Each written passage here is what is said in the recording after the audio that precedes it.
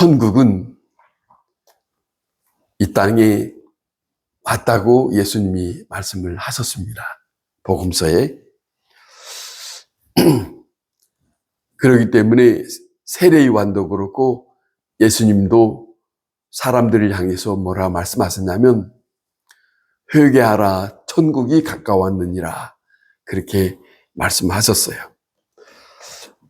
하나님의 말씀, 이 복음을 영접하는 사람들에게 하나님의 백성이라고 그렇게 말하지 않습니까? 그러나 천국은 이미 임했지만은 천국의 시민은 하나님의 진리와 사단의 불법을 함께 곁에 연합해서 살아갈 수 있는 것은 아닙니다. 하나님의 말씀은 하나님의 말씀대로 살아가는 것이 이 땅에 살면서 그리스도인이 마땅히 살아야 할 그런 말씀입니다.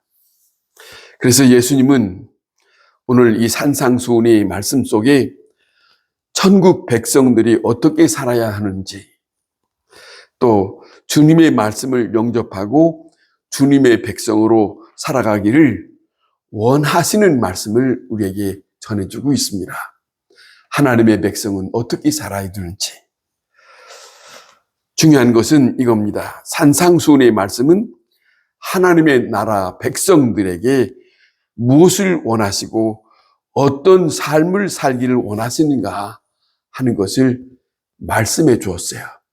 참 저는 이 산상수훈이 너무 귀한 말씀이라고 여겨집니다. 누가복음 15장에 우리가 잘 아는 탕자 비유가 있습니다. 둘째 아들이 아버지로부터 그가 받을 이제는 유산을 먼저 달라고 해서 받아서 가지고 가서 다 이제는 탕진했다고 하는 거 아닙니까? 이 아들은 다 탕진하고 난 다음에 아버지를 생각했다고 하는 겁니다. 아버지. 그 아버지를 생각했다고 하는 것이 그 아버지의 품에 가면 풍부하고 어려움이 없을 것이다. 근데 이 사람은 자기 죄를 회개한 것이 먼저가 아니라 아버지를 생각했다는 거예요. 아버지의 마음을 생각했다. 그런 모습이, 그런 내용이 오늘 누가복음 15장에 담겨져 있는데, 지금 줄이고 목마르다 하는 거예요. 지금 줄이고 목마르다. 그 처지를 인정하고 있는 것이 탕자입니다. 그래서 나는 아버지께 죄를 지은 죄인이다. 그런 고백을 누가복음 15장 18절에 하고 있습니다. 예수님께서 오늘 이 본문의 6절에 너희는 의에 줄이고 목마른 자가 되라 합니다. 의에 줄이고 목마른 자가 되라 하는 말씀을 말씀하시고 있어요. 의는 하나님의 관계를 말합니다. 올바른 관계, 그리고 하나님을 향한 의로운 행실을 두고 말씀하십니다. 그걸 우리에게 잊지 말라고 하는 겁니다. 베드로전서 2장 2절에는 이런 말을 전하고 있습니다. 갓난 아기같이 순전하고 신령한 것을 사모하라. 그렇게 말씀합니다. 신령한 젖을 사모하라. 하나님이 원하시는 뜻을 사모하라. 이것이 그리스도인에게 속마음 속에 간절히 있어야 한다 하는 것을 우리에게 전해주고 있어요. 그냥 단식이 아닙니다. 내 죄성으로 말미암아서 단절된 관계를 회복하기 위해서, 그리고 하나님의 품 안에서 살아가야 할 하나님의 백성들이기 때문에 스스로 인정한다면 아버지의 말씀에 사모하는 심령이 되어야 된다. 그거죠. 여호와 하나님 앞에 정말로 거하기를 간절히 원하는 그 영혼의 사모한 마음이 그리스도인에게 필요하다. 믿는 사람에게는 이 일이 필요하다 하는 말씀이에요. 탕자는 내가 여기서 줄이고 줄여 죽겠구나라고 하는 심정을 고백합니다. 그러면서 나로서 이대로 죽을 수밖에는 없다. 그러면서 아버지 집을 생각했다는 거 아닙니까? 누구나 생리적으로 줄이고 목마른 자는 살기를 원하는 심정을 가지고 있습니다. 그러잖아요? 그런데 만일 줄임과 갈증조차도 느끼지 못한 사람에게는 자기는 죽는다고 하는 그것을 원하는 마음은 갖지 않습니다. 삶을 포기하는 자 아닙니까? 자, 줄이고 목마르다는 말은 갈급해 한다는 것이에요. 갈급한 것을 말합니다. 자, 예수 그리스도를 믿는 사람에게 갈급한 것이 있어야 돼요. 이 땅에 살면서. 그것이 세상적인 것이 아니고 예수님이 말씀하시는 것은 의에 대하여 갈급한 마음을 가지라. 그렇게 말씀하셨어요. 배부르다는 것은 만족한 상태를 두고 말합니다. 만족하다. 오늘 이 본문의 말씀에 의란 하나님의 의에 대해서 갈급한 자기의 만족을 위해서 사모하는 마음으로 사는 것이 그리스도인에게서 끊임없이 그것이 지속되어야 된다. 중단할 수 없어요. 왜? 내가 지금 갈급하니까. 그것이에요. 의에 대하여 갈망이 크면 클수록 영적인 생명력은 더 강해질 수 있습니다. 왜? 하나님이 필요하니까. 예수 그리스도가 필요하니까. 나 혼자로서는 안 되니까. 그것이 우리에게 말씀하시고 있어요. 사람은 사랑하는 사람을 목말라 합니다. 그러잖아요? 물질을 얻는데 온갖 노력을 합니다. 이 세상 사는 사람들에게는 자기의 영광과 자기의 명예를 소유하기를 원하는 마음이 강합니다. 그렇게 살아갑니다. 그 모든 것을 희생하면서 그걸 원하면서 쫓아갑니다. 이게 세상 사람들의 갈증입니다. 그러나 눈에 보이지는 않지만은 세상에서 가장 귀한 하나님을 인정하면서 하나님의 의를 사모할 수 있는 사람, 주님은 그 삶을 원하라 그렇게 가르쳐주고 있어요. 그 삶이 하나님과의 관계다 하는 것이에요. 자, 말로는 진리와 선과 의를 사랑한다고 하면서도 그 삶의 내용은 그것과는 전혀 무관하게 지내는 일들이 많습니다. 자, 인간의 모습입니다. 뭔가를 갖기를 원하는 소유의 욕심이 많습니다. 그러나 하나님의 의를 사모하라. 그걸 예수님은 우리에게 가르쳐 주고 있습니다.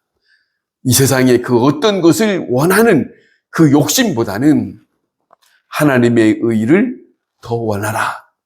마태복음의 6장에 예수님은 이런 말씀합니다. 세상적인 어떤 것들을 원하기보다는 하나님의 나라와 그 의를 구하라. 그렇게 말씀하시지 않습니까? 자, 그거예요. 하나님으로부터 인정받을 수 있는, 하나님으로부터 내가 기뻐할 수 있는 그쪽을 향하여 살아갈 수 있는 마음을 끊임없이 갈증이 있는 갈급한 심정이 기독교인들의 그리스도인에게 있어야 한다 하는 말씀을 우리에게 주시고 있습니다. 그러나 성도 여러분, 성경을 보면 믿음의 선조들은 세상의 소유보다는 하나님의 의를 갈급하게, 그리고 그 삶을 살아갔던 모습, 그리고 하나님과 함께하기를 원했던 그 모습을 우리는 간간히 봅니다. 모세는 바로의 공주의 아들이라고 하는 특권을 포기하고 고난받는 하나님의 백성의 편에 섰다고 히브리서 11장 24절에서 26절에 모세에 대해서 말씀하고 있어요.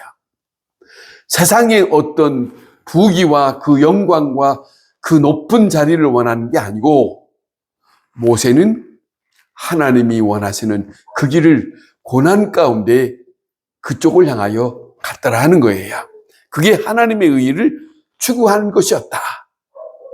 세상적인 왕의 자리를 앉기 위해서 그 자리에 앉아있기를 원하는 게 아니고 그 자리를 벗어나면 이 세상적으로 많은 것이 어려워요. 그러잖아요? 어려워요. 그러나 그쪽을 선택하지 않았어요.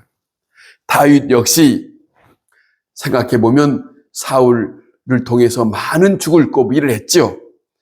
그가 사울이 자기를 쫓아다닐 때 사울을 죽일 수 있는 기회도 2차례나 있었습니다만은 다윗은 그 왕을 죽이고 자기가 왕이 되고자 하는 그쪽을 선택하지 않았습니다. 그쪽을 선택하지 않았어요. 다시 말하면 하나님께서 원하시는 것이 무엇인가? 그쪽을 선택한 거예요. 그래서 사울을 죽일 수 있지만은 사울은 하나님이 선택한 사람이기 때문에 내가 다스릴 수 있는 입장이 아니다. 그걸 자기가 행하지 않고 하나님께 맡기고 그를 살리고 왕권보다는 하나님의 편에 섰다. 그의 삶 가운데 우리에게 가르쳐주고 있는 교훈이 있습니다. 오늘 우리가 생각하면 많은 사람들이 이 세상 편을 생각합니다. 하나님의 말씀에 편에 서지 않습니다. 예수님은 우리에게 그런 부분들을 많이 가르쳐주고 있습니다. 하나님은 우리에게 아버지의 뜻 안에 거하면서 그쪽을 사모하라고 가르쳐주고 있습니다. 여호와를 향한 마음에 선조들의 삶의 원리는 하나님의 의에 대하여 목마르고 그리고 구하는 삶을 살았던 삶 속에 하나님은 그들과 함께해 주었다. 그런 거예요. 자, 포로 가운데 살았던 다니엘은 그 궁전에서 함께 지낼 수 있는 그곳을 원하지 않았어요. 그걸 포기했어요. 그것보다도 더 좋은 것은 우리 선조들에게 함께 하셨던 여호와 하나님과 함께 하기를 원해서 그는 하루에 3차례를 기도하면서 하나님과 함께 하기를 원하는 간절한 마음이 그의 삶 속에 나타내주고 있습니다. 그렇지 않습니까? 그는 심지어 우리가 잘 알듯이 풀무불에 던진다 할지라도 사자들이 우글거리는 사자밥이 되는 그곳에 던짐을 받는다 할지라도 그 던짐 속에 두려워하지 않고 혹 내가 여기서 건짐을 받지 못한다 할지라도 나와 함께 하시는 그 하나님을 나는 버릴 수 없다. 그 자리에 그 고난과 함께 할 때에 하나님은 그를 건져 주었습니다. 무서운 고난 속에 그러지 않습니까? 자, 하나님께서 그들을 높이셨고 하나님께서 그들의 삶 가운데 영광과 존귀로 만족케 하셨다. 그러잖아요. 그 말씀들을 우리는 성경을 통해서 잘 알고 있습니다. 그리스도께서도 하나님의 의를 구하는 삶, 우리가 또 다시 한번 생각하면 예수님은 사도 요한이 전하는 요한복음에 그는 말합니다. 아버지에 대한 말을 합니다. 나 혼자 있는 것이 아니라 아버지께서 나와 함께하고 아버지의 일을 함으로 내가 이곳에 왔고 내가 일하는 것은 내 일이 아니라 아버지의 일을 한다. 온전히 예수 그리스도는 스스로 우리에게 그 의의 삶을 살았던 모습을 그 삶 속에서 잘 보여주면서 우리에게 말씀합니다. 의에 대하여 사모하라. 주님 마음을 가져라. 그런 말씀을 우리에게 전해주고 있지 않습니까? 자, 저희가 배부를 것이요 라고 하였어요.